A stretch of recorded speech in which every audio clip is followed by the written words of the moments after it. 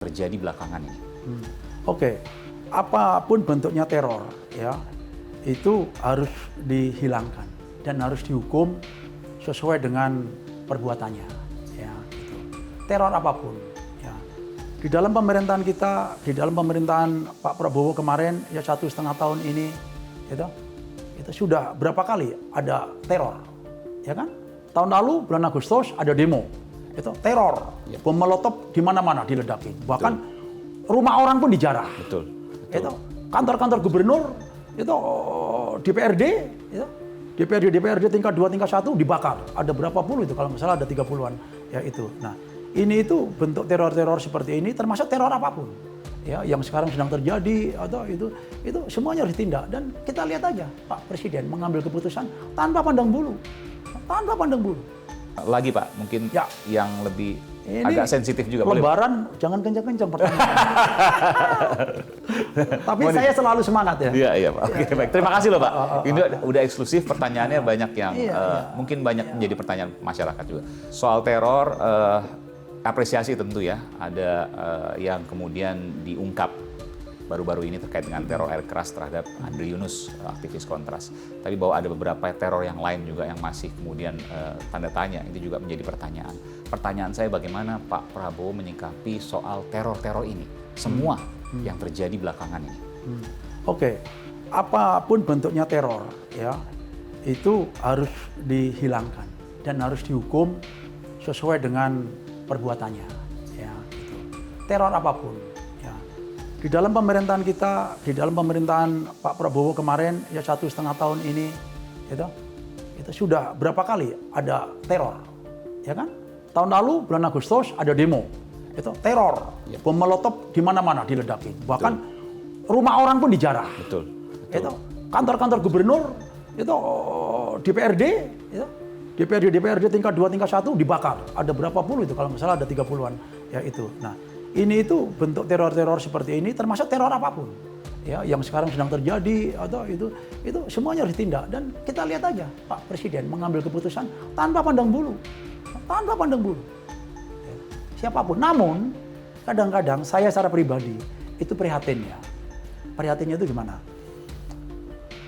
Kalau ini terutama saya bicara terhadap LSM ya, itu kan juga warga negara Indonesia.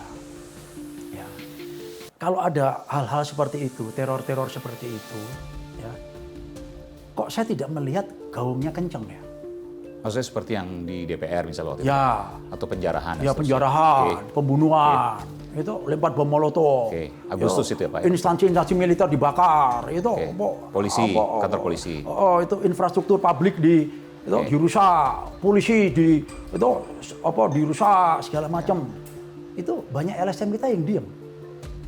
Namun, kalau ada sedikit tentang TNI, ini sensitif sekali. Langsung semuanya bersuara. Saya kadang-kadang bertanya dalam hati saya ya. Saya lama di militer, saya lama di Kopassus. Ini sebenarnya itu, mereka itu punya tujuan apa sih? Gitu.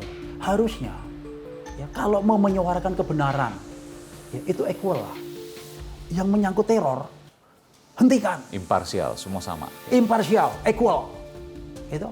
Ya, pemerintah ini ada ini nggak benar. Itu pembakaran, itu pembunuhan, itu masuk perkarangan orang, merusak segala macam, nggak benar, suara gitu loh. Jadi kita berharap bangsa kita ini kompak dalam kebaikan, ya, bukan membidik. Ya, saya merasa kok kayak ada suatu mission membidik. Ya, tapi begitu TNI sedikit, TNI Pak Presiden udah sampaikan dari awal. Usut sampai tuntas Pak Kapolri.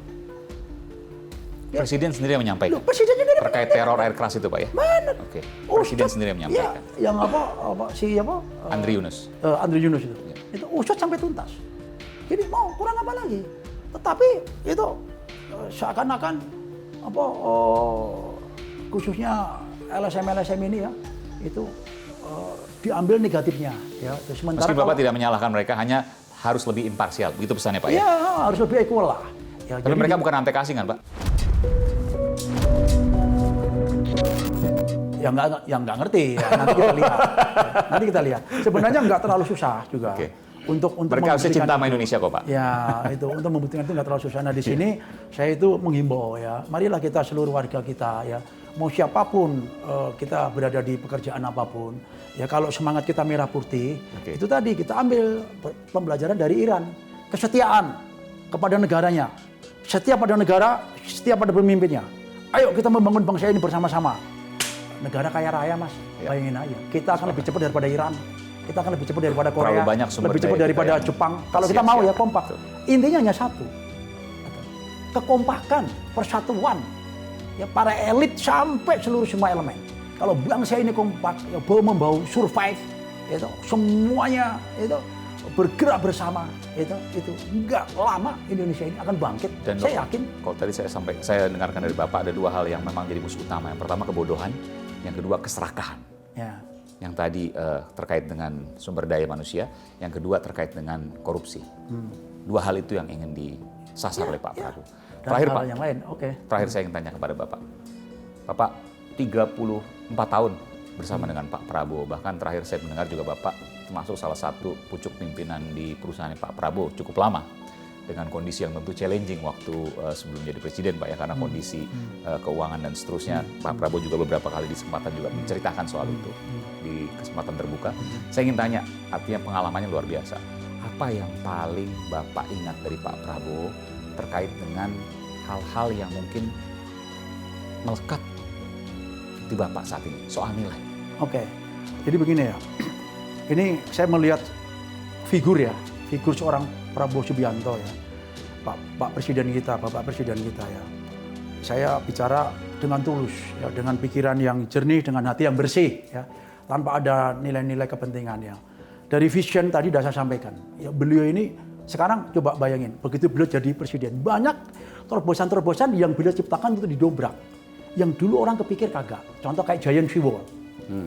Itu gimana puluhan juta masyarakat kita di pesisir utara yang semakin lama semakin ambles, dan itu capital kita, banyak daerah industri di situ, itu buat Giant Seawall.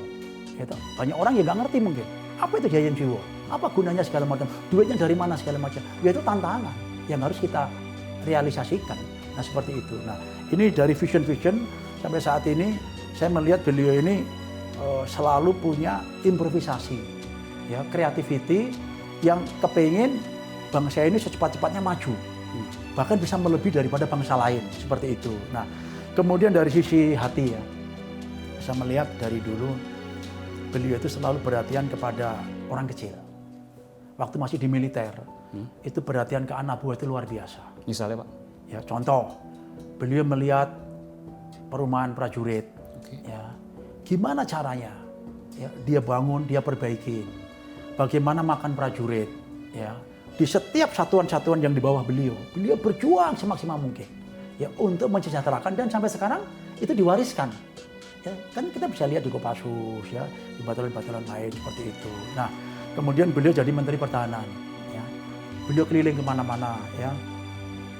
Beliau sering cerita ke saya, waduh, di sana kekeringan air. Beliau buat itu, panggil orang-orang ahli sumur bor ya. Beliau buat ya berapa ratus ya sumur bor di seluruh Indonesia, mungkin dari ribuan sekarang, aku nggak ngerti. Itu. Beliau selalu setiap datang melihat sesuatu yang menyedihkan di televisi aja, contoh.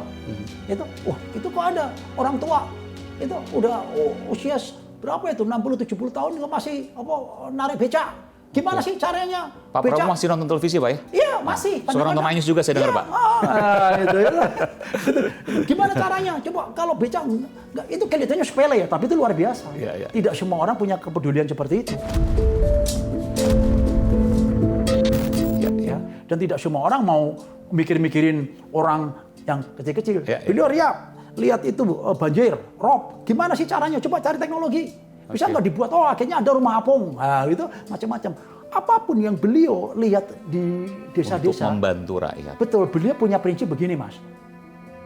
Pemimpin itu mudah. Pemimpin itu mudah? Ya, itu. Mudah. Bagaimana bisa membuat orang miskin selalu tersenyum. Nah, mudah prinsipnya, tapi untuk sulit melakukannya tidak segampang itu. Ya, karena itu juga harus dengan pemikiran, perhitungan, dan hati.